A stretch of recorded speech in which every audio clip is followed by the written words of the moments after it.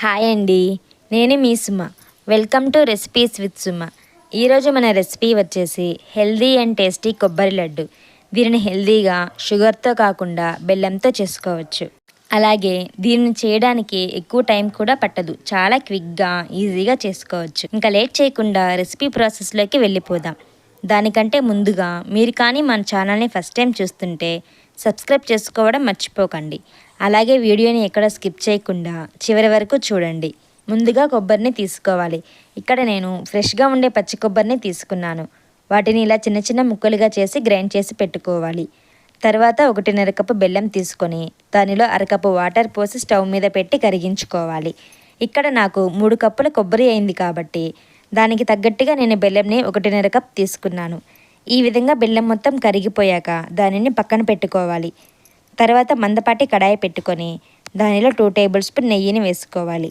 నెయ్యి కరిగాక ముందుగా మిక్సీ పెట్టి పొడి చేసి పెట్టుకున్న కొబ్బరిని వేసి వేయించుకోవాలి. కొబ్బరిలో ఉండే నిమ్ము అంతా పోయి ఈ విధంగా పొడిలాడే వరకు వేయించుకోవాలి. తర్వాత దానిలో ముందుగా కరిగించి పెట్టుకున్న బెల్లం నీళ్ళని ఈ విధంగా వడకట్టి పోసుకోవాలి. ఈ విధంగా వడకట్టుకోవడం వలన బెల్లంలో ఏమైనా ఇసుక లాంటివి ఉంటే అవి పోతాయి. మొత్తాన్ని ఇలా బాగా కలిపి ఉడికించుకోవాలి. ఈ విధంగా కలుపుకుంటూనే ఉండాలి, లేకుంటే అడుగంటుకుంటుంది. తర్వాత కాస్త దగ్గర పడ్డాక దానిలో ఏలకల పొడిని వేసి మరొకసారి బాగా కలుపుకోవాలి.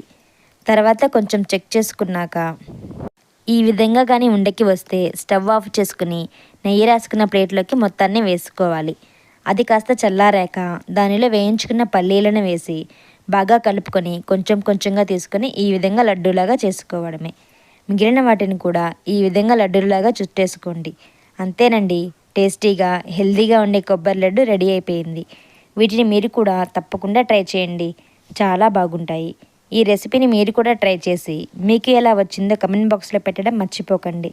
ఈ రెసిపీ కానీ మీకు నచ్చినట్లయితే లైక్ చేసి షేర్ చేయండి.